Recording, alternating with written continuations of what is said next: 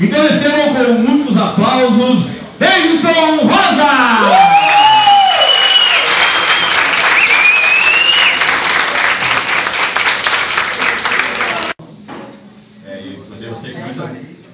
Eu sei que muitas mulheres estão pensando que esse cara deve ter deixado muitas mulheres molhadinhas. É verdade, eu trabalhei como entregador de água.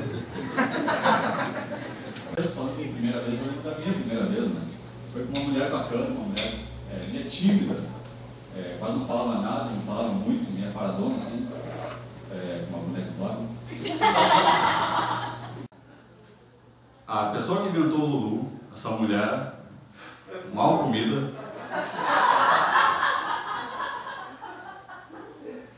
quem aqui está no Lulu das mulheres? Levanta a mão. Alguém? Ninguém? Parabéns. Uma salva de palmas para elas, por favor. Quer saber se o cara transa bem? Vai lá e dá pro cara!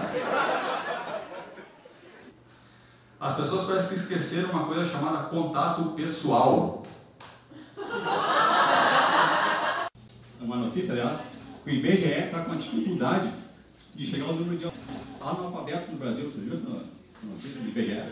É simples, é só pegar os números do Ibope, da fazenda, do esquenta, tudo. Fechou.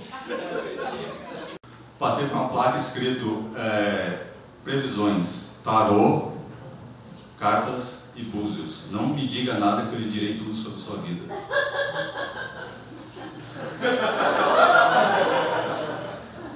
Eu vou lá. Bati na porta.